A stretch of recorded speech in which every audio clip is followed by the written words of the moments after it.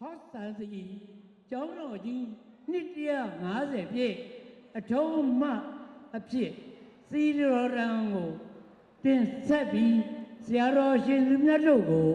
ပြစ်ဖိတ်မှာဖြစ်ပါတယ်ခင်ဗျာ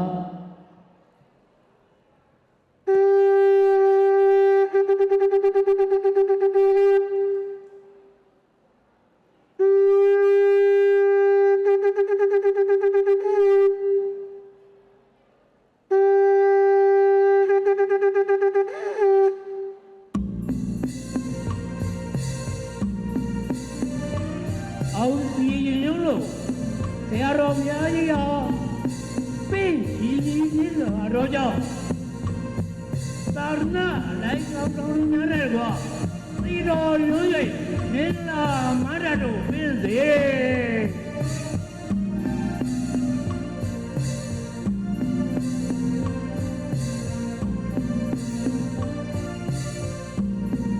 အောင်ပါစေအောင်ပါစေညဝေဝေတပြေပါညဝေဝေတပြေပါရေချမ်းကိုလာ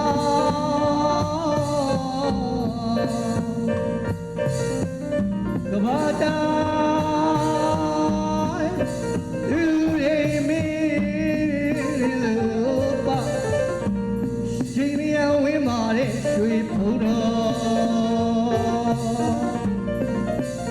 ချိန်သိကြောက်သူဖရာရဲ့လို့ညတိခင်တော်မြင်တိုင်းမှာကြောမဟာနေရလိုက်ကိုကိုင်းဝေတန်ပေတိရွှေကြောင့်ဟုတ်တန်စီရောခရဲ့ဒီကြောချင်သာ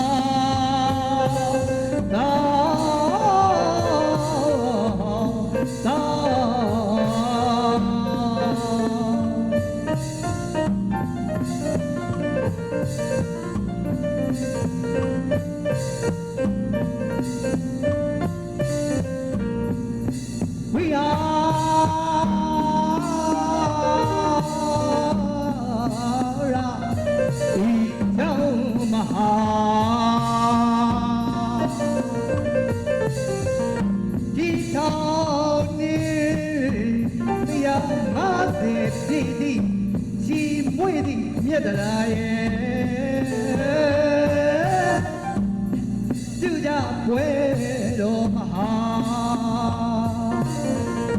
Mahaya Nani Hera Tanga Salanau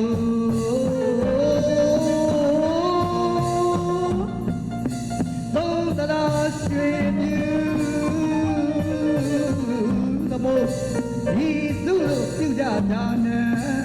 Nyabi Mingala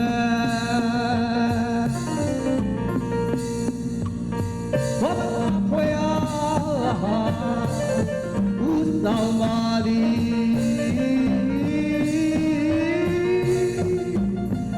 Kasong Jayao Chi Zayriyo Inywa Matui Twela Manidi Nwede Inali Suchwilu Dao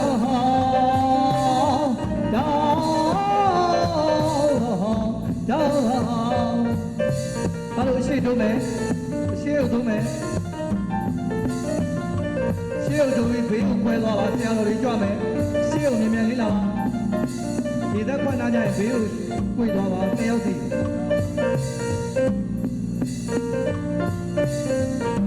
She di jiao shi.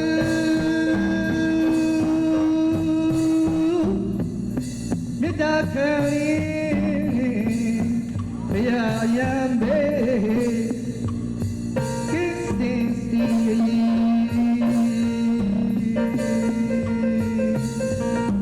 May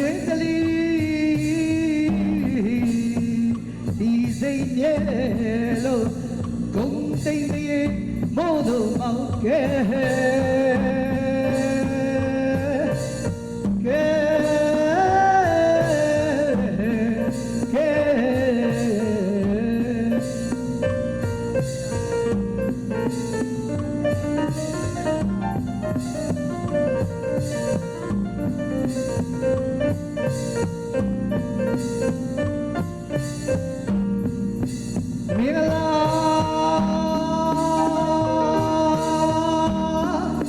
မင်္ဂလာစီတော်ယူပြောခြင်းပါရှုံရှုံဆွေတိုက်ကြတဲ့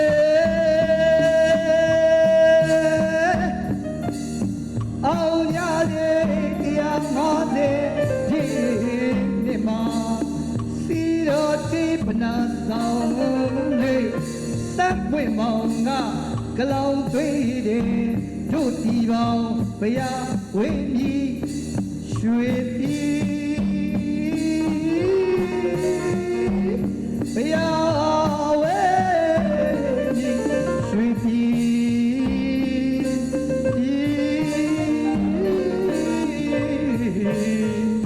ရွှေပြည်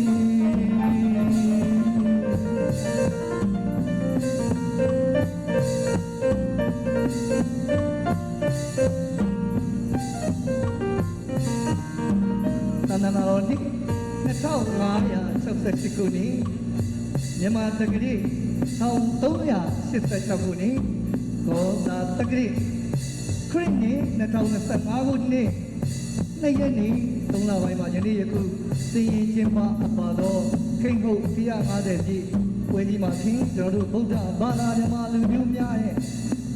သာသနာအကြောင်းနေလိုလလိုတွန်းတောင်းတဲ့အနေနဲ့ကျွန်တော်တို့တန်ခါတော်ရှင်သူမြတ်များနဲ့သီလရှင်များကိုသုံးခဲဝေရများကတ်လူလူတန်းပူတော်ပြီးတော့ဒါနသီလဘာဝနာရည်သက်ချတရားတော်နာပွဲကြီးပဲဖြစ်ပါလေခင်ဗျာ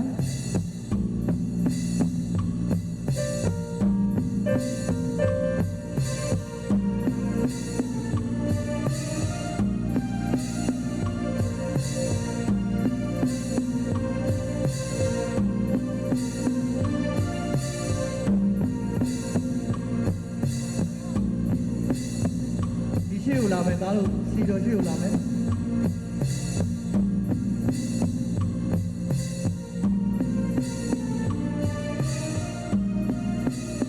ဆရာတော်ဖျားများလင်းထက်မှနေရာယူပြီးဖြစ်ပါ၍သက်ဆိုင်ရာလူကြီးမင်းများနဲ့တကွာအလူရှင်လူမများအားလုံးနေရာယူပြီးကြပါရန်လေးစားစွာဂါရဝတရားရှိထား၍ပြိမှန်တကပြုအပ်ပါတယ်ခင်ဗျာမင်္ဂလာချိတ်ကုန်ခါကောင်းကြားရောက်ပြီဖြစ်ပါတယ်ဖြင့်ဂောဘကအဖွဲ့ဝင်ဥက္ကဋ္ဌကြီးနဲ့တကွအဖွဲ့လူဖွဲ့သားအားလုံးနဲ့တရားနာလာကြကုန်တော့မိတ်ဆွေတွေကအပေါင်းဆုံးပါခင်ဗျာကျွန်တော်များအခမ်းအနားစတင်ဖွင့်လှစ်တော်အပြင်နမောတတ္တဘဂဝတောအရဟတောသမ္မာသမ္ဗုဒ္ဓတ္တရေလို့သုံးခေါက်ရွတ်ဆိုအခမ်းအနားဖွင့်ပါမယ်ခင်ဗျာနမောတတ္တနမောတတ္တဘဂဝတောအရဟတောသမ္မာသမ္ဗုဒ္ဓတ္တနမောတတ္တဘဂဝတောအရဟတောသမ္မာသမ္ဗုဒ္ဓတ္တနမောတတ္တဘဂဝတောအရဟတောသမ္မာသမ္ဗုဒ္ဓတ္တနမောတတ္တသုံးချိန်ပြီးတဲ့တော့ကြောက်ရောက်လာတဲ့အပရိစ္ဆဘောင်းကိုဒီနေ့ပြုကြရတဲ့ဒါနမှုစုစုရဲ့အကြောင်းရင်းဇာတိယုတ်ပကုသလကိစ္စအဝဝကိုအချင်းချုပ်ရင်ကျွန်တော်တင်ပြပါမယ်ခင်ဗျာဒီကနေ့ဟာဖြင့်ကျွန်တော်တို့ချိန်တိသောစုအမည်ရှိတဲ့အရှင်သူမြတ်ကြီးရဲ့စံကြောင်းတော်ဝိဟာဖြစ်သောဟောက်ဆန်စီကျောင်းတော်ကြီးရဲ့နှစ်150ပြည့်အထိတ်မှပြုပွဲကြီးတစ်ပြင်မင်္ဂလာပွဲကြီးကျင်းပရတာဖြစ်ပါတယ်ခင်ဗျာအဲ့ဒါလို့ပြိပိတ်တဲ့နေရာမှာကျွန်တော်များ ကောပကဝင်ဥက္ကဋ္ဌကြီးညွှန်ကြားချက်အရအကမဟာတရမဇောတိကဒဇအကမဟာပန္တိတနိုင်ငံတော်ဗဟိုသံဃာဝင်ဆောင်ဓမ္မဘဝရဓမ္မစရိယဝဋ္ဌံစကားပါဠိပါရဂူတိပိဋကဩဝါဒစရိယအကမဟာကန္ဓဝါစကရွှေရကုံစေတီတော်မြတ်ကြီးဂောပကအဖွဲ့တို့ရဲ့ဩဝါဒစရိယစေရီရင်ကနပဝရသီရိမဟာဓမ္မဂုရုဘွဲတော်ရှင်ပါဠိတက္ကသိုလ်ညောင်တုံးကျောင်းတိုက်ကြီးရဲ့ပရဟန္ဒနာယကဖြစ်တော်မူသောဗဒ္ဒန္တနာရာရာဘိဝင်သတနည်းအားဖြင့်စာပေကျမ်းဂန်ပြုစုရေးသားရရှိတဲ့လရတနာအမည်ဖြင့်ရေးသားတော်မူသောဆရာတော်ဘုရားကြီးနဲ့တကွကြွားရောက်ချီးမြှင့်ကြကုန်သောသံဃာတော်အရှင်မစုစုပေါင်းအပါ30တို့အား၎င်းထို့ပြင်တဝသာရဏနွယ်ဝင်သီလရှင်ဆရာကြီးဒေါ်တုလဝတီမဟာကန္ဓဝါစကပန္တိတသမိတ်ဒေါတိယသုခိတာယာမမြမဉာဏ်အောင်သီလရှင်စာတင်တိုက်ကြီးဒီဦးစီးပရဏနာယကဖြစ်တဲ့ဆရာကြီးအား၎င်းကျွန်တော်များပြည့်ဖိတ်၍ဒါနအမှုအစုစုကိုပြုတဲ့အပြင်သောဘောဇင်များစက္ကန့်လူရမ်းမဲ့ပွဲကြီးဖြစ်ပါတယ်ခင်ဗျာအခုလိုပွဲကြီးတွေပြင်ပွဲကြီးမြင်ကြလားခံယူတဲ့အချိန်ခါမှာဆရာတော်ဘုရားများနဲ့တကွာသာရဏနွယ်ဝင်သီလရှင်ဆရာကြီးဆရာလေးပေါင်းတို့ကိုဥက္ကဋ္ဌကြီးကိုစားဘုရားတပည့်တော်ကနေပြီးတော့ခိတ္တရာကြီးပန်ကြားခွင့်ပြုတော်မူပါဗျာဘုရားတပည့်တော်များဒီကန္နာရနဲ့နွယ်ဘွားတရုတ်တိုင်းနာများဖြစ်တော်လေမြမပြည်ပေါက်များခုဆိုတော်လေမမှားပါဗျာဘုရားတပည့်တော်တို့ရဲ့နိယောပလာကိုယ်ဝတ်ရေးဖြစ်တော်မဟာယာနဘာရာရီလေမြတ်ဗုဒ္ဓသာသနာဤအဆွဲအပွားတစ်ခုဖြစ်သလိုမြန်မာနိုင်ငံမှာနေလိုလာလိုဘုံဒီတဘာတောက်ပနေဒီမှာလေထေရဝါဒဖြစ်ပါလေဗျာထိုဝါဒတွေလေဗုဒ္ဓမြတ်စွာရဲ့သာသနာတော်ဖြစ်ပါလေဗျာဘုရားတပည့်တော်များခံယူချက်ဒီနေ့ဒီရက်အထိမဟာယာနထေရဝါဒဟူ၍ခွဲပြားခြင်းမရှိပဲရေပေါ်ဓာတ်တင်အခြားမထင်တကယ်တော့တမူတဝါရဗုဒ္ဓလမ်းစဉ်လိုက်ကြတဲ့မျိုးနွယ်သူများဖြစ်ပါတယ်ဗျာသို့တော်ညာလည်းပဲအသက်အားဖြင့်ဆရာတပည့်တော်များဒီအိုမင်းရင်းရော်တဲ့ဖြစ်တဲ့အတွက်အနေအထိုင်မှအစပြု၍သဗ္ဗယမမြတ်ခဲ့ရင်သံဃာဂိုင်းမှာချမ်းတော်ပေးတော်မူပါမည်ကြောင်းခြေတော်၌ပြောက်ထားပန်ကြားပါတယ်ဗျာအခုလို့ဆရာတော်ဘုရားကြီးအားပန်ကြားလျှောက်ထားပြီးတဲ့နောက်ဘုရားရိပ်ပြီးတော်များသည်ဩဃာရကျုံနဲ့ကြောခံယူပြီးဆရာတော်ဘုရားများရဲ့ချီးမြှင့်အပ်သောသုံးပါးသောသရုံနဲ့တကွငါးပါးသောသီလကိုစောင့်ထိန်ကလူပွဲဝိတုအစုစုများကိုကတ်လူပြီးရေစက်မြတ်တုတ်ပရိတ်တော်များလဲနာယူပါမည်ဗျာရေစက်သွင်းကြအမျှဝေပြီးတဲ့နောက်ဆရာတော်ဘုရားများနဲ့တကွသာရဏနွယ်ဝင်ဆရာကြီးဆရာလေးအပေါင်းတို့အားသွမ်းခဲပွဲဘောဇင်ချိုးခြင်းရတာဖွဲရတို့ဖြင့်သရာကြည်ပြုစွာစက္ကန့်တူတောင်းကြီးကြောင်းကြောက်ထားပါတယ်ဗျာဘုရားတပည့်တော်များနှစ်150ပြည့်အောင်ဝေးကြီးသေပပူဇော်နိုင်ရန်အတွက်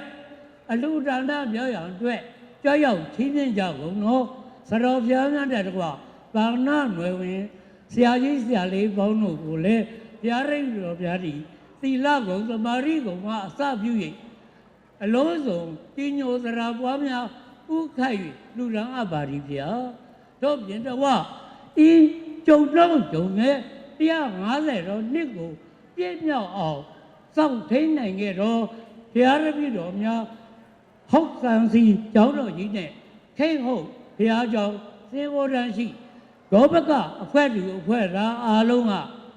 ဤပွဲစည်းဖြစ်ပြအောင်အဖက်ဖက်ကပါရမီဖြည့်ဝိုင်းဝန်းကူညီဆောင်ရွက်ကြကုန်တော့ကျေးဇူးတင်တိုက်သူမှန်မြကိုဂောဘကဥထုမြင့်ကိုစားဘုရားရမီတော်ကကိုစားပြုလို့အားလုံးကျေးဇူးတင်တိုက်သူဟူသည်များကိုကျွန်တော်များဂောဘကအဖွဲ့သားအားလုံးက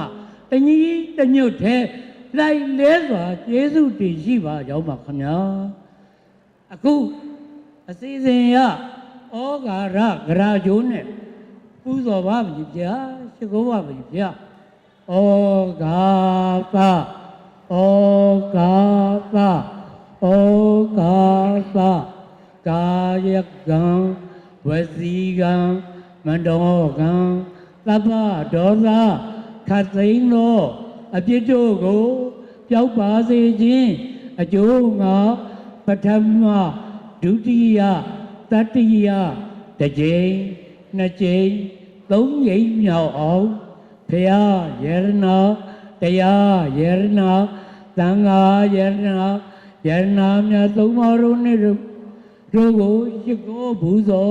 ဖူးမြော်မှန်လျှော့ကြောပါဤရှင်ဗျာကြောရတော့အကျိုးအားကြောင့်အပယ်၄ပါးကတ်၃ပါးရာပြည့်၈ပါးဉာဏ်တို့မျိုး၅ပါးဝိပတ္တိတရား၄ပါးဗျာဒနာတရား၅ပါးတို့မှအခါခတ်သိမ်းကင်းလွတ်ငြိမ်းနေတာဖြစ်၍မတရားဖို့တရားနိဗ္ဗာန်တရားတော်မြတ်ကိုမြင်မြန်ထုတ်ချောက်ရောက်ရတဲ့ကိုဖြစ်ရပါလို့ဤအရှင်ဗျာရန်ကုန်တိုင်းဒေသကြီးဗဟန်းမြို့နယ်ကဘာအေးဖျားလန်းဟုတ်ဆန်စီကုတ်ကိုင်းဖျားကျောင်းတော်ကြီးနှစ်150ပြည့်အထိမ်းအမှတ်မင်္ဂလာပွဲ၌အဘိဝါဒနာတိလိသနေသံဝုဒ္ဓပစာယီနောသတ္တရောဓမ္မဝဋ္ဌန္တိအာယုဝန္နောဒုက္ခံပလံဟူသောဒေသနာပါဠိလာရှိသည်နှင့်အညီယရဏသုံးပါးတို့အားရှိခိုးရခြင်းပနာမစေတနာတရဏဂုံသုံးပါးနှင့်တကွ၅ပါးသီလဆောက်တည်ရခြင်းသီလကုသိုလ်ကံစေတနာတန်ဃာတော်ရှင်မြတ်များသီလရှင်ဆရာလေးဆရာကြီးတို့အားနေစွန်းဆက်ကပ်လှူဒန်းရခြင်းအာဟာရဒါနဘောဇနဒါနကုသိုလ်ကံစေတနာပရိတရားနာကြားရခြင်းမေတ္တာပွားများပူဇော်ရခြင်းဘာဝနာကုသိုလ်ကံစေတနာလူဝဝတ္ထုပစ္စည်းတို့ကိုဆက်ကပ်လှူဒန်းရခြင်းအာမိသဒါနကုသိုလ်ကံစေတနာဤသို့ပေါင်းစုများမြတ်သောကုသိုလ်ကောင်းမှုတို့ကြောင့်ဤနေ့ဤရက်ဤချိန်ခါမှအစပြု၍မိမိတို့၏ကိုယ်ပကိုယ်တွင်ဖျားเจ้าတွင်ဖျားเจ้าပလုပ်ငန်းတွင်လုပ်ငန်းပတို့၌ခြားရောက်တတ်သောအနိဋ္ဌဘေးဒံယမန်အန္တရအနောက်အရှက်ပြဿနာအသွယ်သွယ်တို့သည်အခါခါသိမ်းကင်းစင်လွင့်ပြောက်မထီးမြောက်ကြကိုသေးသာဖြစ်၍မိမိတို့လိုရှိအပ်သောလောကီလောကုတ္တရာစည်းစိမ်ချမ်းသာအဖျားဖျားတို့ကိုတနေ့တခြားတိုးပွားရရှိနိုင်ကြပါစေအဟံဗန္တိတိတရဏီနာသဟပင်စသီလံဓမ္မယာစာမိအနုခံကတ္တဝါသီလံဒေထမေဗန္တိဒုတိယံပိတတိယံပိအဟံဗန္တိတိတရဏီနာသဟပင်စသီလံဓမ္မယာစာမိအနုခံကတ္တဝါသီလံဒေထမေဗန္တိ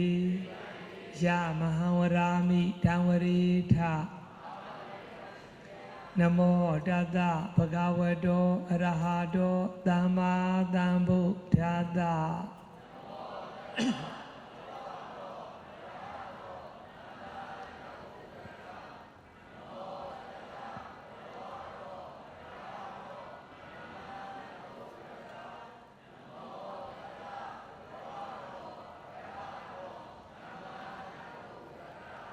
ဗုဒ္ဓံတရဏံဂစ္ဆာမိဓမ္မံတရဏံဂစ္ဆာမိသံဃံတရဏံဂစ္ဆာမိ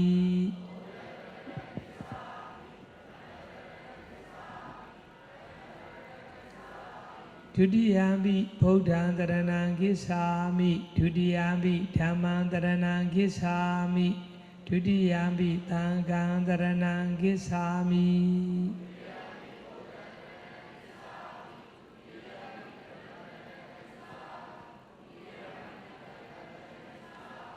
တတိယံပိဗုဒ္ဓံတရဏံဂစ္ဆာမိတတိယံပိဓမ္မံတရဏံဂစ္ဆာမိတတိယံပိသံဃံတရဏံဂစ္ဆာမိ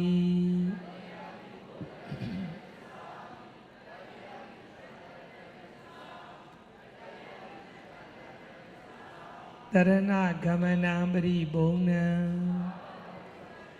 ပါဏာတိပါဒာဝေရမဏိသိက္ခာပဒံသမာဓိယာမိအာဒိနာဒါနာဝေရမဏိသိက္ခာပဒံသမာဓိယာမိကာမေတုမိစ္ဆာစာရာဝေရမဏိသိက္ခာပဒံသမာဓိယာမိမုဒာဝါဒာဝေရမဏိသိက္ခာပဒံသမာဓိယာမိသူရာမေရယမစ္ဆပမာရဌာနာဝေရမဏိသိက္ခာပဒံသမာဓိယာမိ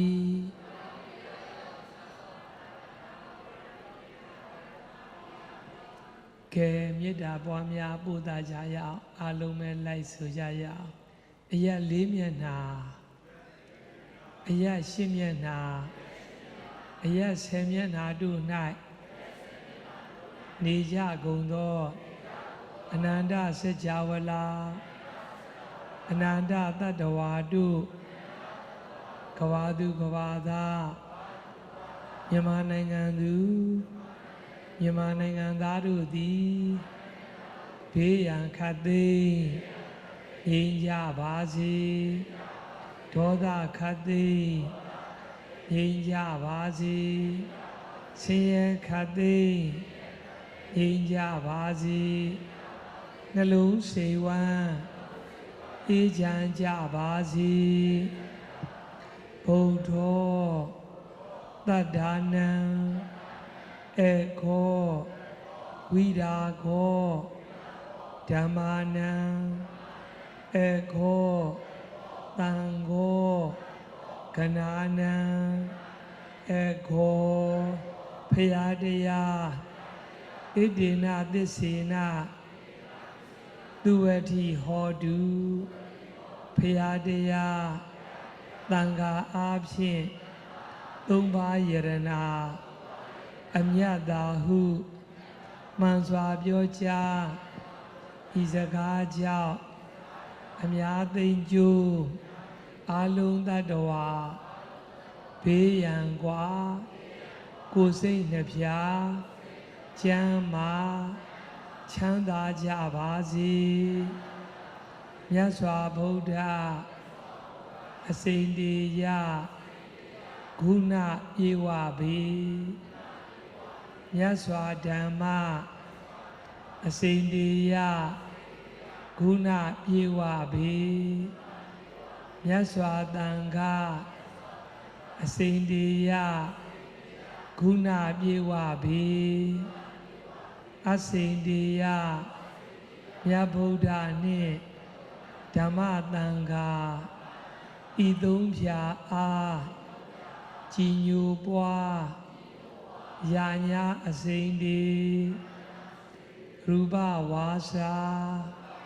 စိမ့်တေယာနှင့်ဣဒ္ဓာညာနာဤလေးဝအစိမ့်တေယပေအစိမ့်တေယလေးဝကြည်ညိုကရကြအစိမ့်တေဤသို့ပြောကြားမှန်စကားကြောင့်တိုင်းသူပြည်သားလူအများနှင့်သင်အားငါအားသူအားနှောက်ယှက် အဖြစ်အန္တရာယ်အသက်အန္တရာယ်ဘေးကိုပဲပြည့်ပြည့်ကြပါစေတိတရဏီနာသဟပင်္စသီလံသာဓုကံကတ္တဝဓမ္မံအပမာဒိနသံပါဒိထာကုတ်ကိုင်းဖျားเจ้าတော်ကြီးနှစ်150ပြည့်အထိမ်းအမှတ်မင်္ဂလာအခမ်းအနားမှာတက်ရောက်လာသူများရောအလူရှင်များပါဘေးရန်အန္တရာယ်ကင်းရှင်းစေရန်အတွက်မေတ္တာသုပ္ပယိချီးမြှင့်တဲ့အခါသမန္တာဆက်ကဝါလေးသူကအစချီပြီးနတ်ဗျာမာတို့အားပင်ဖိတ်လျက်နမောတတဘုရားရှိခိုး3ချိန်ရွတ်ဆိုပြီးမေတ္တာသုပ္ပယိဘုရားကုံတရားကုံသံဃာကုံယန္တုန်နိမိတံ3ဂါထာဘဝတုသဗ္ဗမင်္ဂလံ3ဂါထာတို့ကိုရွတ်ဆိုတဲ့ရဲ့မေတ္တာပွားများပို့သတော်မူကြပါကုန်စို့ဖျားသမန္တာသကဝါလေတုအန္တရာကိသံတုဒေဝတာသတ္ဓမ္မမုနိရာဇတသုနန္တုသက္ကမောက္ခဒံဓမ္မသဝနာကာလောအယံဗဒ္ဒန္တာဓမ္မသဝနာကာလောအယံဗဒ္ဒန္တာဓမ္မသဝနာကာလောအယံဗဒ္ဒန္တာနမောတတဗုဒ္ဓဝါတောအရဟတောသမ္မာသမ္ဗုဒ္ဓတ္တနမောတတဗုဒ္ဓဝါတောအရဟတောသမ္မာသမ္ဗုဒ္ဓတ္တနမောတတဗုဒ္ဓဝါတောအရဟတောသမ္မာသမ္ဗုဒ္ဓတ္တယသာနုဘာဝတောယခာနေဝဒတိပိတနံယံကြီးစေဝနုယောဇာတောရတေတိဝမတ္တန္တိတောဒုက္ခံဒုပတိသုတ်တောသမပံကိစီနပတတိဧဝမာတိကုဏုပေတံပရိဒံတံဗနာမဟေကရဏီယမတ္တကုသလေနယန္တသန္တံပဒံပိသမိစ္ဆာသကောဥစုဇာသူဥစုဇာသူအဇောသတ္တမုဒုအနာတိမာနိတန္တောတကောဇာသူဝရောဇာအပကိဇောဇာတံလဝကဝုဒ္ဓိတန္တိန္ဒရိယောဇာနိပကောဇာအပကဘောကုလေသွာနာနုဂေတောနာဇာဂုဓမ္မစရေကိစီယေနဝိညုပရေဥပဝရေယောဒုက္ခိနောဝါကိမိနောဝန္တုသဗ္ဗသတ္တဘဝန္တုဒုက္ခိတတ္တယေကေစီပါဏဗုဒ္ဓတိတတဝါဒဝရဝနဝသေသာဒီဃဝါယေဝမဟာတမေစီမာရတကနုကဒုလာဒေဒဝါယေဝအဒေဒယေဝဒုရေဝတန္တိအဝိဒုရေဘုဒ္ဓဝါသမ္ပဝေတိဝါသဗ္ဗတတ္တဘဝန္တုဒုက္ခိတတ္တနာမရောပရဏိကုပေဒနာတိမိညေထကတ္တစီနာကေစီယာရောဒနာပတိကတိညာနေညမိညာသဒုက္ခမိစ္ဆေယမာဒာယတနိယံဗုဒ္ဓမာယုတာဧကဗုဒ္ဓမနုရကေဧဝံပိသဗ္ဗဗုတေတုမာနတံဘဝယေအပရိမာဏံမေတ္တေသသဗ္ဗလောကသမိမာနတံဘဝယေအပရိမာဏံဩဒံအဒောဇာတရိယံသအတံပါဒံအဝေရမတ္တပဒံဒိဋ္ဌံသရဏိသိဏောဝတယနောယဝတတဝိဒမေတောဧတံတတိယဒိဋ္ဌိယံဗျမမေတံဝိဟာရမိဒ္ဓမာဟုဒိဋ္ဌိဇာနုပကမသီလဝါဒတနေနသမ္ပန္နော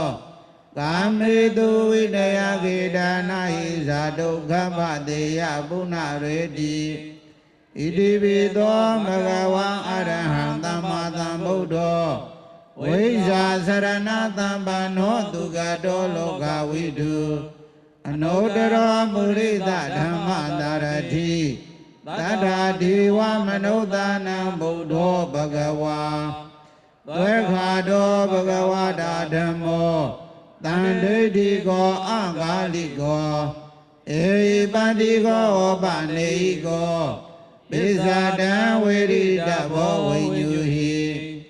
သုပတိပန္နောဘဂဝါတောသဗ္ဗကသံဃောဥသုပတိပန္နောဘဂဝါတောသဗ္ဗကသံဃောညာယပတိပန္နောဘဂဝါတောသဗ္ဗကသံဃောသာမိစိပတိပန္နောဘဂဝါတောသဗ္ဗကသံဃောယရိဒံသတ္တရိပုရိသယုဂာနိအထာပုရိသပုဂ္ဂလာဧသာဘဂဝတောသဗ္ဗကသံဃောအာဟုနေယောဘာဟုနေယောတဂိနေယောဣဇလိကရဏီယောအနုတ္တရံပုညခေတံလောကတာဧဝံဗုဒ္ဓံတရဏဒါနဓမ္မသံဃိသဘိက္ခဝောဘယံဝါသံမိတတံဝါလောမဟသောနာဟေတတိယန္တုနိမိတံအဝမင်္ဂလိသယောဇာမနာဘောတကုဏတတတောဘာဘေကဟောဒုတုပိနာအကန္တံဗုဒ္ဓ ानु ဘာဝေနာဝိနာသမင်တုယန္တုနိမိတံအဝမင်္ဂလိသယောဇာမနာဘောတကုဏတတတောဘာဘေကဟောဒုတုပိနာအကန္တံဓမ္မာနုဘာဝေနာဝိနာသမင်တုယန္တုနိမိတံအဝမင်္ဂလိသ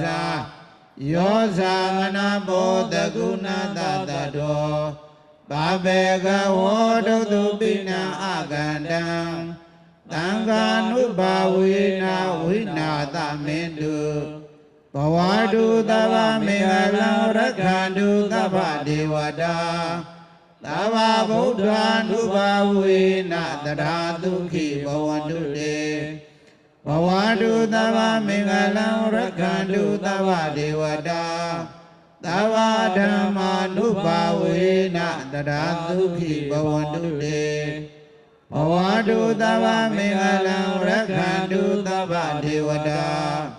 သဗ္ဗသံဃာ ानु ဘာဝေနတရာဒုက္ခိဘဝန္တုတေသာဓုသာဓုသာဓု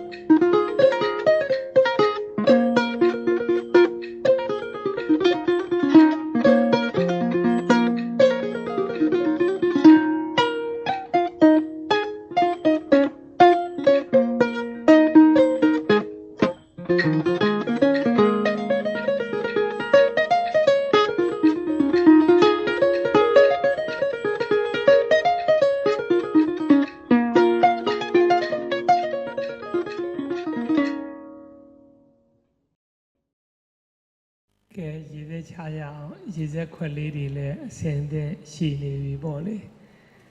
ဒီနေ့ကောဇာတက္ကရာ1386ခုနှစ်တပေါင်းလဆန်း4ရက်ခရစ်နှစ် 2025ခုနှစ် ရလာ မတ်လ2ရက် တခါကြီး တနင်္ဂနွေနေ့မင်္ဂလာနံနက်ပိုင်းမှာရန်ကုန်တိုင်းဒေသကြီးဗဟန်းမြို့နယ်ကဘာအေးဖျားလန်းဟုတ်ဆန်စီကုတ်ကိုင်းဖျားချောင်းတော်ကြီးနှစ်150ပြည့်အထိမ်းအမှတ်အဖြစ်ကုသိုလ်ကောင်းမှုအစွတ်စွတ်တို့ကိုပြုလုပ်ကြပြီးမိမိတို့ရှေ့ကဆောင်ရွက်သွားကြတဲ့ခောဘကလူကြီးများ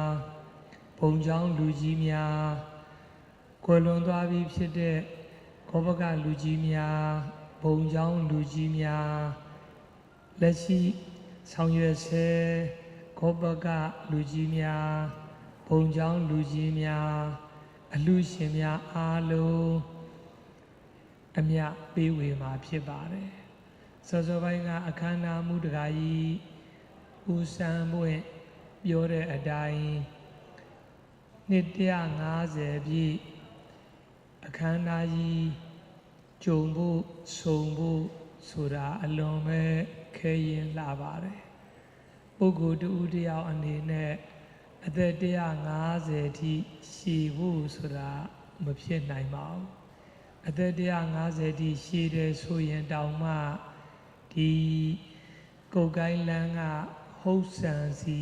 ဖျားချောင်းတော်ကြီးဖျားပွဲချောင်းတော်ကြီးပွဲထိလာနိုင်ဖို့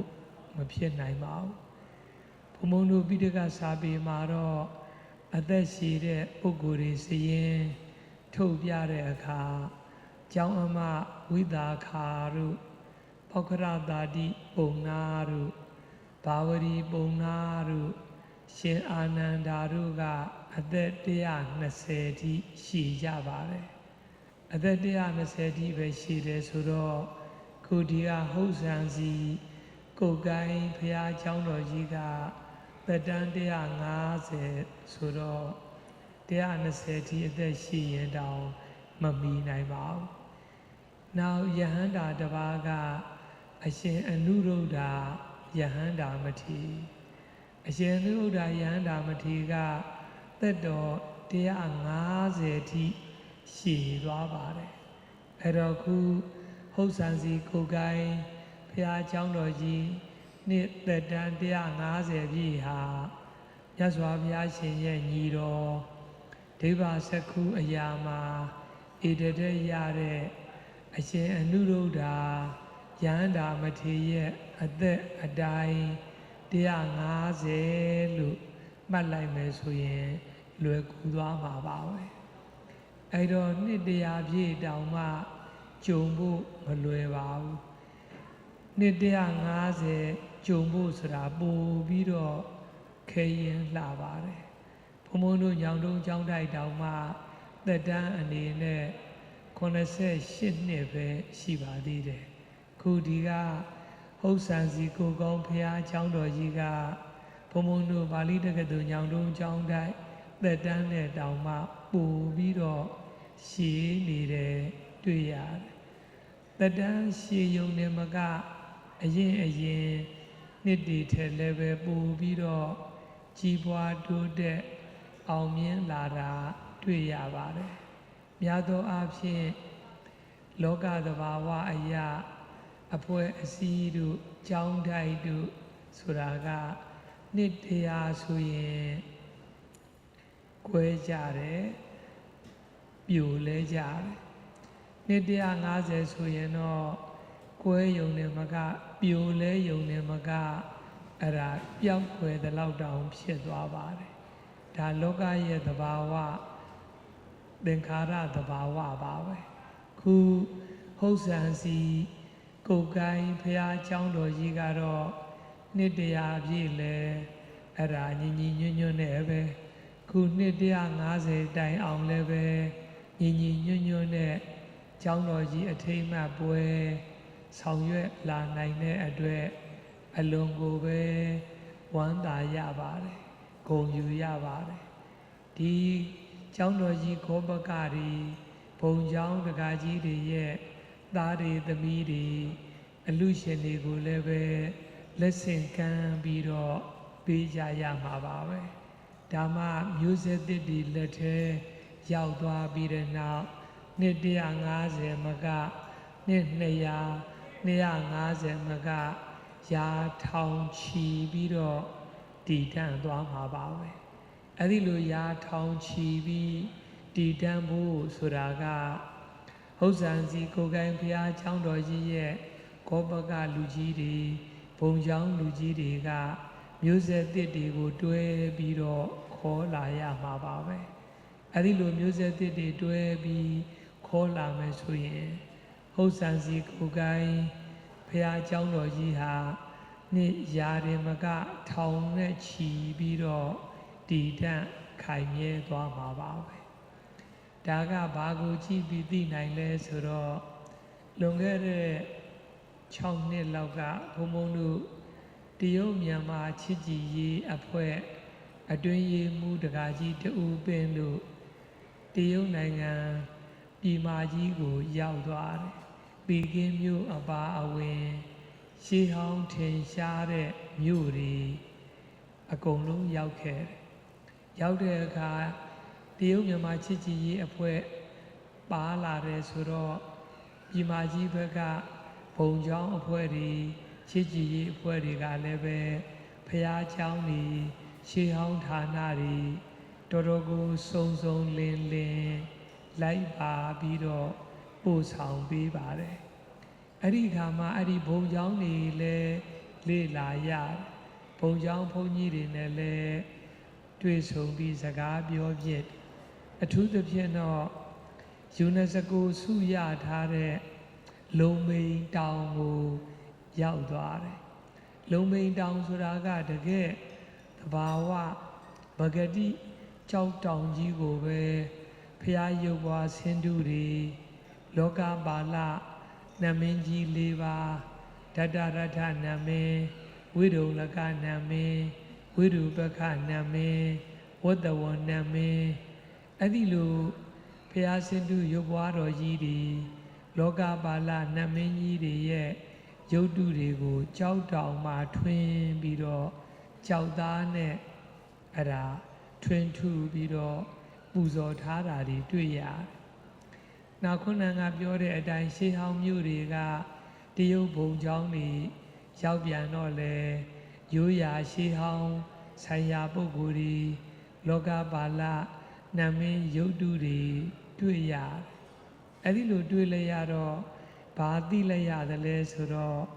အိုးလုံမိန်တောင်ခေတ်ကဘယင်းဒီမူကြီးမယာတွေတထေးတကြွယ်တွေနောက်လူလာတန်းစားတွေအခြေခံလူတန်းစားတွေကမိမိတို့ရဲ့ငွေချေးတရားတရားအားလျော်စွာလုံမိန်တောင်မှာဖျားရုပ်ပွားတော်ဒီလောကပါဠနတ်ယုတ်တွေထွင်းထူကြသလိုထိုဘိုးဘွားဘီပင်တွေရဲ့သာသမီမြေမြင့်တီတို့အဆက်ဆက်ကလည်းဆက်လက်ပြီးတော့ဘုံကျောင်းတွေမှာဖျားကျောင်းတွေမှာကိုးကွယ်လာတဲ့အတွက်ခုလိုတရုတ်ပြည်မှာကြီးဟာစီးပွားရေးအနေနဲ့အောင်မြင်တာပဲဆိုတာသိလိုက်ရတယ်။ဒါနဲ့ပဲဘုံဘုံတို့ပြီးကင်းကနေလေရင်တဆင့်ယူနန်မြို့ကိုရောက်တယ်။ယူနန်ကနေမှရန်ကုန်ပြန်ပေါ့။ယူနန်ရောက်တော့အဲ့ဒီယူနန်မှာရှိတဲ့မြန်မာကောင်စစ်ဝင်ရုံးကဆုံးပင်ကတ်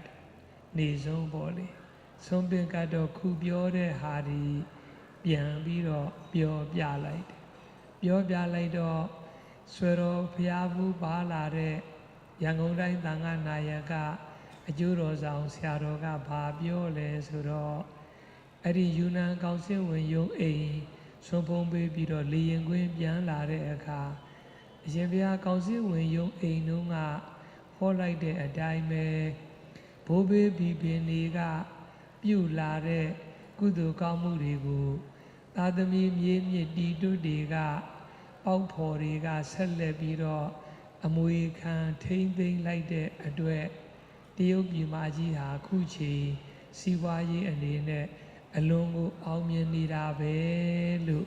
အဲ့ဒီလိုရန်ကုန်တိုင်းသံဃာနာယကအကျိုးတော်ဆောင်ဆရာတော်ကထောက်ခံပြီးသွားတယ် ဘာကိုပြောလို့နေတယ်လဲဆိုတော့ခုလည်းပဲနှစ်ပေါင်း150ထိဟုတ်ဆန်စီကိုကိုင်းဖះเจ้าတော်ကြီးချိန်ချိန်သေးကျင်းပါပြီအဲ့ဒီဘောပကလူကြီးတွေဘုံเจ้าလူကြီးတွေကမိမိတို့တင်လှုပ်တာမဟုတ်ဘဲနဲ့မိမိတို့ရဲ့သာသမီတပည့်တပန်းဆွေမျိုးပေါက်ဖော်တွေကိုပါဒီเจ้าတော်ကြီးရေရှည်တည်တံ့ဖို့အတွက်ခေါ်ပြီးတော့မျိုးဆက်သစ်တွေကိုထည့်သွင်းပြီးတော့ဆောင်ရွက်ပေးချရပါမယ်အဲ့ဒီလိုဆောင်ရွက်ပေးထားမယ်ဆိုရင်ဟုတ်ဆန်စီကိုကိုင်းဖះเจ้าတော်ကြီးဟာနှစ်ပေါင်း150မကနှစ်ပေါင်းရာထောင်ပြီးတော့လုံမိန်တောင်ကြီးလူတည်ရှိသွားမယ်လို့ပြောကြားလိုတာပါပဲဒါဟာဘုံဘုံတို့ဖះဟောဒေသနာတော်နဲ့အညီပါပဲခုနှစ်ပေါင်း150ပြည့်ပွဲတော်ကြီးလုပ်တဲ့အခါရှေ့မှာဒီเจ้าတော်ကြီးတည်ထောင်သွားတဲ့ဖះလူကြီးခောပကားတွေဘုံเจ้าပုဂ္ဂိုလ်တွေဒီပုဂ္ဂိုလ်တွေကိုပါထည့်သွင်းပြီးတော့အမြပေးဝေကြရပါမယ်ဒါရင်မကခုနကပြောလိုက်တဲ့အတိုင်းလောကကြီးကိုစောင့်ရှောက်နေတဲ့လောကပါဠနမင်းကြီး၄ပါးကိုလည်းထည့်သွင်းပြီးတော့အမြပေးဝေကြရပါမယ်အဲ့ဒီလိုထည့်သွင်းအမြပေးဝေလို့ရှိရင်ဆုပ်ယုံမှုမရှိဘဲနဲ့ကြီးပွားတယ်ဆိုတာကိုဘုရားရှင်ကလိစ္ဆဝီကုမာရကသုတ်တံမှာသမဏဗြဟ္မဏနုကံပိတတခောမဟာနာမကုလဗုဒ္ဓသဗုဒ္ဓိယေဝပါတိခင်္ခာခုလိုယဟန်တန်ကအပါ30သာသနာ့နွယ်ဝင်သီလရှင်ဆရာလေးဆရာကြီးအပါ20 50ကိုလှူဒန်းပူဇော်တဲ့အတွက်ဒီအဖွဲ့အစည်းဟာဆုပ်ယုပ်မှုမရှိဘူးကြီးပွားတိုးတက်မယ်လို့ဘုရားရှင်ကညွှန်ပြတာပါပဲ။နောက်ရှေးဟောင်းဂောဘကလူကြီးတွေကိုအထက်ကဘုရားလူကြီးတွေဘုံကျောင်းတကားတွေကွယ်လွန်သွားပါပြီ။နှစ်ပေါင်း150တွင်ကွယ်လွန်သွားတဲ့ပုဂ္ဂိုလ်တွေကိုလည်းပဲအမြပေးဝေရပါမယ်။အဲဒီလိုအမြပေးဝေတာဟာလည်းပဲအဖွဲ့အစည်းအနေနဲ့ဆုပ်ယုပ်မှုမရှိပဲကြီးပွားတိုးတက်ကြောင်းပါပဲဒါကိုလည်းဘုရားရှင်ကလိစ္ဆဝီကုမာရကသုတ်တံမှာဥပဗေဒာနုခံပိတတခောမဟာလိကုလဗုဒ္ဓသဗုဒ္ဓိယေဝပါတိခင်္ခာနောပါရိဟာနိမိမိရှိကဆောင်ရွက်သွားတဲ့ကွယ်လွန်သွားတဲ့ပုဂ္ဂိုလ်တွေကိုရည်ညွှန်းပြီးအမြပေးဝေတဲ့အဖွဲ့အစည်းအားဆုပ်ယုပ်မှုဆိုတာမရှိဘူးကြီးပွားတိုးတက်မှုပဲရှိတယ်ဆိုတဲ့ဒေသနာနဲ့အညီပါပဲဒါရင်မကခုဟုတ်ဆန်စီကိုကိုင်းဖះเจ้าတော်ကြီးအတွင်းမှာဘုံမစိုးနတ်ဒီယုတ်ကစိုးနတ်ဒီအာကာသစိုးနတ်ဒီလည်းရှိနေတာပါပဲအစာဦးရှိရင်သစ်ပင်ရှိရင်နတ်ကတော့ရှိနေတာပါပဲအဲ့ဒီနတ်တွေကိုလည်းထည့်သွင်းပြီးတော့အမြပေးဝေရရပါမယ်အဲ့ဒီလိုအမြပေးဝေရင်လည်းပဲလိစ္ဆဝီကုမာရကသုတ်တံမှာဘုရားရှင်ကဒေဝတာနုကံပိတတခောမဟာလိကုလဗုဒ္ဓသဝုဒ္ဓိယေဝပါတိခင်္ခာနောပါရိဟာနိဆိုပြီးတော့မိမိနဲ့အတူနေဘုံမစိုးနတ်ယုတ်ကစိုးနတ်အာကာသစိုးနတ်တွေကိုအမြပေးဝေတဲ့အဖွဲ့အစည်းအားဆုပ်ယုပ်မှုမရှိပဲကြီးပွားတိုးတက်မှုအောင်မြင်မှုပဲရှိမယ်ဆိုတဲ့ဒေသနာအတိုင်းခုရေစက်သွန်းချအမြပေးဝေကြပါမယ်အားလုံးပဲအလူရှင်တွေဖြစ်တဲ့အတွက်လိုက်ဆိုလိုက်ကြရအောင်အရှင်ဘုရားတပည့်တော်တို့ဟုတ်ဆန်စီကိုကိုင်းဘုရားကျောင်းတော်ကြီးနှစ်150ပြည့်အထိန်အမှတ်ကုသိုလ်တော်ပွဲ၌ရှေးဥစွာကရဏဂုံသီလဆောက်တည်ကြလျက်မေတ္တာဘာဝနာပွားများပါကုန်၏ပရိဒေသနာ တရားဒေသနာနာယူပါကုန်၏သံဃာတော်အရှင်မြတ်များနှင့်သာသနာ့နွယ်ဝင်ဆရာလေးဆရာကြီးတို့အားသင်္ကန်းကိုဝတ်နှင့်တကွနဝကမ္မတို့ကိုဆက်ကပ်ပါကုန်၏မွန်မြတ်သောဆွမ်းခဲဝယ်ဘောဇဉ်တို့ကိုလူဒန်းပါကုန်၏ဤကုသိုလ်ကောင်းမှုအစုစုသည်တပည့်တော်တို့ဟုတ်ဆန်စီကိုယ်ကိုင်းဖရာเจ้าတော်ကြီးနှစ်ရာထောင်ချီလျက်အရှိတည်တတ်နိုင်ခြင်းဤအကြောင်းအထောက်အပံ့ဖြစ်ပါစေသာအရှင်ဖရာဤကုသိုလ်ကောင်းမှုအဖို့ပါကကိုတပည့်တော်တို့ဤကိုယ်ဆောင်နှင့်ဟုတ်ဆန်စီကိုယ်ကိုင်းဖရာเจ้าတော်ကြီးဆောင်နှင့်ဟုတ်ဆန်စီကိုယ်ကိုင်းဖရာเจ้าတော်ကြီးအတွင်း၌တည်ရှိကြသည့်ဘုံမစိုးနှင့်ယုတ်ကစိုးနှင့်အာဂါသစိုးနှင့်တို့အားအမြပေးပါကုန်၏အမြပေးပါကုန်၏ထိုမှတဖျားနယ်ဆောင်နှင့်မြို့ဆောင်နှင့်နိုင်ငံဆောင်နှင့်သာသနာဆောင်နှင့်လောကကိုဆောင်ကြ၍နေသောဓတ္တရထနမင်းဝိရုလကနမင်းဝိရူပခနမင်းကုဝေရအမည်ရသောဝတ္တဝနမင်းအားဖြင့်နမင်းကြီး၄ပါးတရားနမင်းပဇာပတိနမင်းဝရုဏနမင်းဣဒါနနမင်းအားဖြင့်တာဝရိတာနမင်းကြီး၄ပါးသာတာခိရနတ်ဟေမာဝဒနတ်အာလာဝကနတ်ပုံနကနတ်ပိစာလသန္ဒနတ်ပိစုံနမိုးနတ်အစရှိသောနတ်စစ်သူကြီး28ဦးတို့အားအမှုထား၍ပုဂ္ဂိုလ်တ attva အားလုံးတို့အားအမြပေးပါကုန်၏အမြပေးပါကုန်၏အထူးအားဖြင့်ဟုတ်ဆန်စီကိုယ်ကိုင်းဖရာเจ้าတော်ကြီးကိုစောင့်ရှောက်လျက်ကွယ်လွန်သွားကြကုန်သောဘောဘကလူကြီးမင်းများဘုံเจ้าလူကြီးမင်းများအလူရှင်များဟုတ်ဆန်စီကိုယ်ကိုင်းဖရာเจ้าတော်ကြီးအဝင်းအတွင်း၌မကြိုးမလွတ်ကြသေးသည့်မြင်အပ်မမြင်အပ်သောဝေမာနိကပုဂ္ဂိုလ်ပေါင်းတို့အားအမြပေးပါကုန်၏အမြပေးပါကုန်၏ဆိုခဲ့ပြီးသောပုဂ္ဂိုလ်ပေါင်းတို့သည်တပည့်တော်တို့ပေးဝေအပ်သည့်ကုသိုလ်အမြကိုဝမ်းမြောက်ဝမ်းသာသာဓုသာဓုဟူ၍ခေါ်ဆိုကြလျက်နတ်စည်းစိမ်နတ်ချမ်းသာအဖျားဖျားတို့ကိုတိုးပွားစွာရရှိနိုင်ကြပါစေကုန်သတည်းကုသိုလ်အမြအမြအမြယူတော်မူကြပါကုန်လောသာ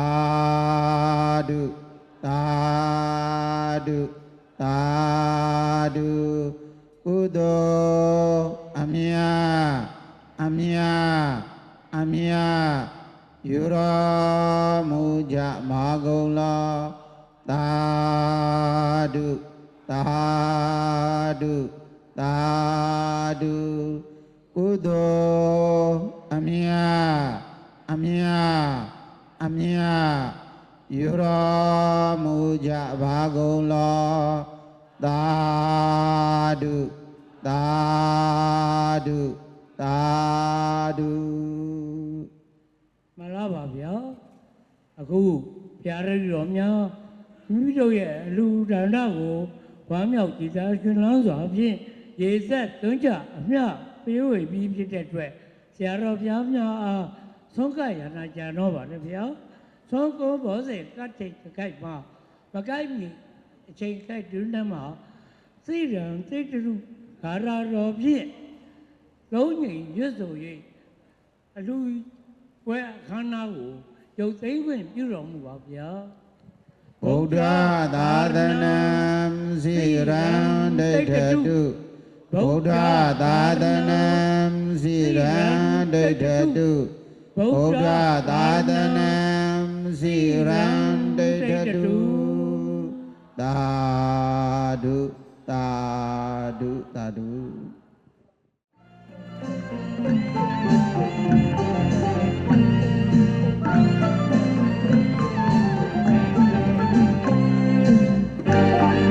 ဒီခန္ဓာကြီးအောင်မြင်တဲ့အချိန်မှတ်နေတယ်ကျွန်တော်တို့အောင်ပါစေတဲ့ချင်းလေးနဲ့ဂုဏ်ပြုရအောင်ခင်ဗျာ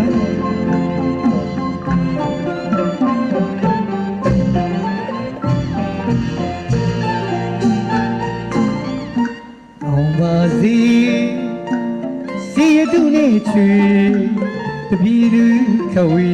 ချွေချမ်းအောင်လို့တောင်းစုပန်းချွေကဘာမြေအမိပြုတဲ့လူလူအားလုံးကျမ်းမာချမ်းသာသည်အောင်ကြပါစေစီရတုနဲ့ချွေတပီလူခဝေချွေချမ်းအောင်လို့တောင်းစုပန်းချွေကဘာမြေအမိပြုတဲ့လူလူအားလုံးကျမ်းမာချမ်းသာသည်မြန်မာနိုင်ငံတော်ဝေမင်းတည်းကမေလေပိုင်းရှင်းလေကမောစီရင်သာမကြံပေလူရစန္ဒပြေဝစီအောင်ပါစေမြန်မာနိုင်ငံတော်ဝေမင်းတည်းကမေလေပိုင်းရှင်းလေကမောစီရင်သာမကြံပေ ဆရာတော်ဘုရားနဲ့တရားရှင်ဆရာကြီးဆရာလေးတို့ကိုသုခပေးကြပါဦးဗျာတော်တော်လေးစီနာမိတော် ဝီပြလက်ခါချွေမြန်ပြင်းတိုင်းပေါ်ကျန်လီရင်ကောင်းပါစေစီဝါရဲ့ကြီးဝါရဲ့အမိသားရဲ့အောင်ပါစေစီဝါရဲ့ကြီးဝါရဲ့အမိသားရဲ့အောင်ပါစေသို့တော်မှာလူရန်နဲ့သူတွေအောင်ပါစေဒီလူဝဲကြီးချင်းပါရဲ့သူတွေအောင်ပါစေသုဒ္ဓဝမလူရန်မေလူရီအောင်ပါစေဒီလူဝဲခြင်းမရေအောင်ပါစေရွှေရံလောင်းလူလီကောင်းမြတ်ဒီမောင်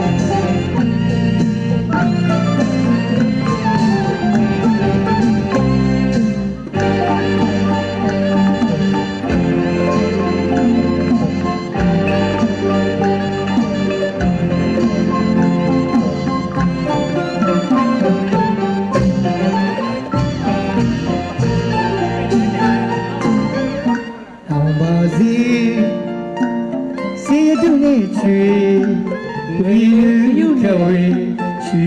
ချမ်းလောင်းလို့တောင်းစုပန်းချွေ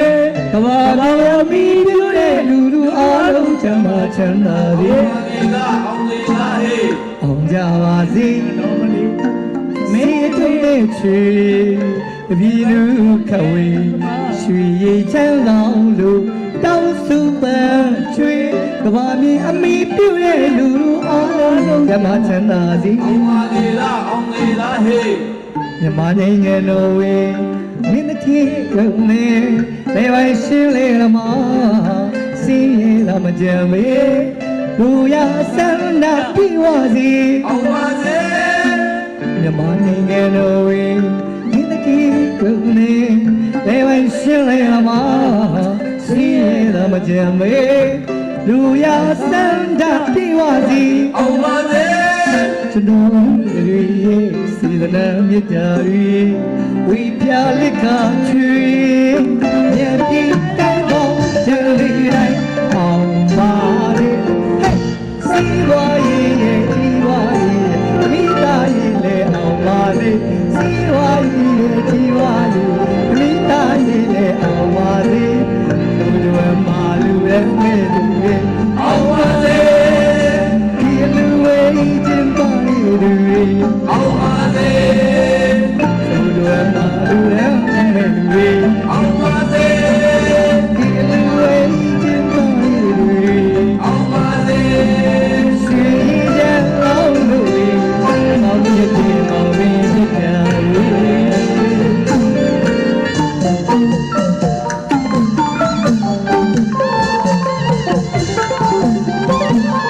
ဒီနေ့ကူပြုလို့စီကျမအပါတော့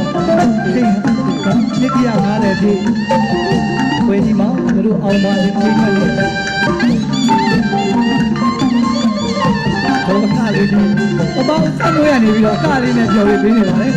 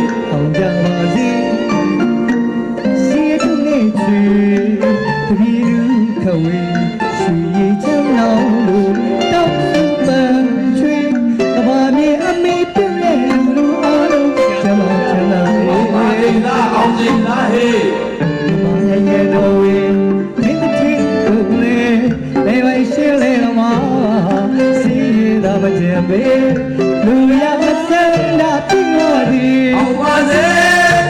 မြမရဲ့ကတော်ဝေမိတတိကိုနေဘယ်ဝဲရှိလေမှာစီရတော်ကြံပေလူရမစန္ဒပြတော်ဒီအောင်ပါစေလူရဲ့စေတနာမြတ်တာရီဝိပြလက်ခချွေမြတ်တိအိုင်ပေါင်းကျန်ဒီတိုင်းအောင်ပါစီဝါရဲ့ဒီဝါရဲ့တမိသားရဲ့လေအောင်ပါလေစီဝါရဲ့ဒီဝါရဲ့တမိသားရဲ့လေအောင်ပါလေလူတွေမာလူရဲ့မင်းတို့အောင်ပါလေဒီလူရဲ့ကျင်ပါရဲ့အောင်ပါလေလူတွေမာလူရဲ့မင်းတို့အောင်ပါလေဒီလူရဲ့ကျင်ပါရဲ့အောင်ပါလေ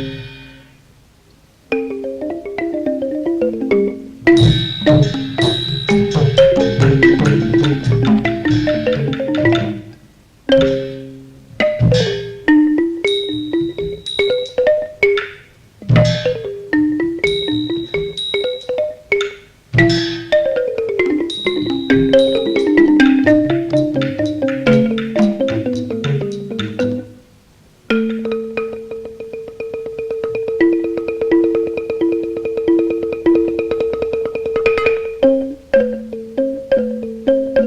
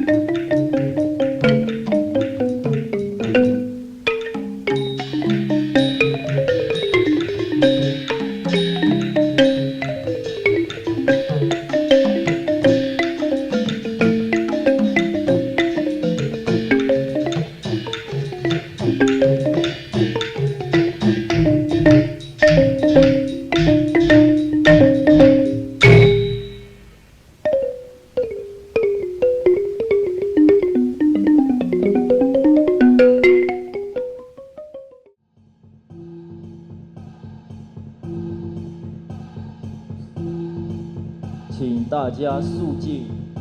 向帝王上帝。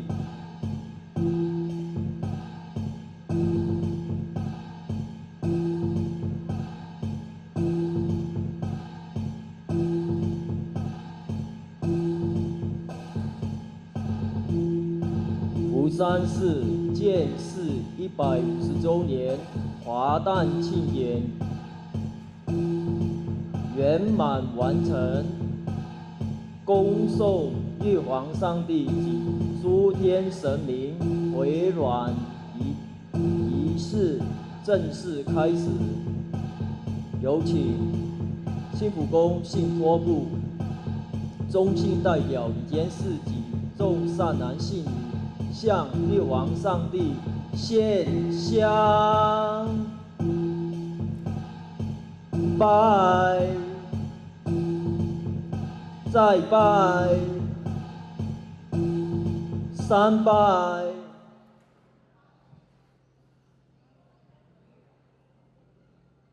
奉送回銮，奉送回銮书文。天运岁次乙巳年2月初3，良时吉日，福山市建市150周年华诞庆典圆满完成。庆福宫信托部全体理监事及众善男信女向玉皇上帝诚心顶礼叩拜。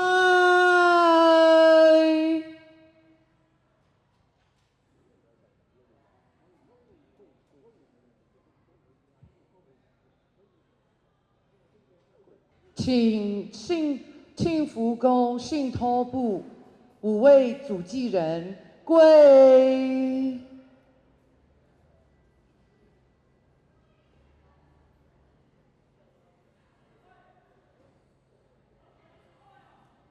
一拜，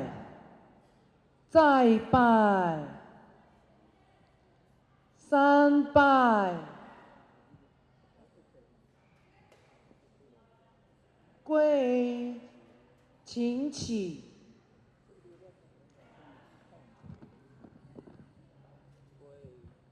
跪，一拜，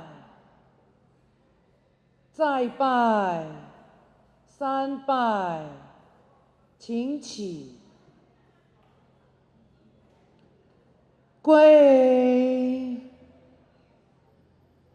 一拜，再拜，三拜，起。奉送玉皇上帝、三官大帝、福德龙神、诸神众仙返回天庭，日后再请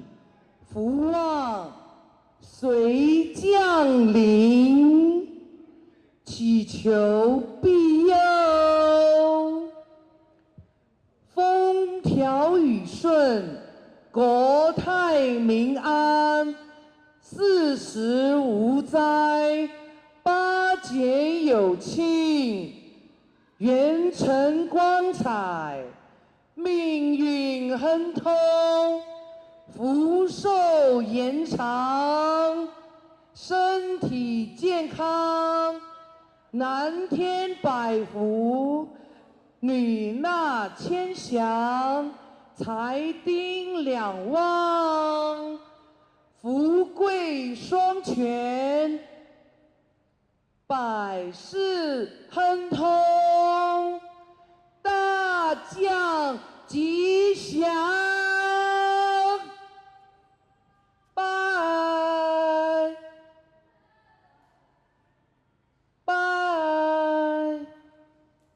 3班李晨。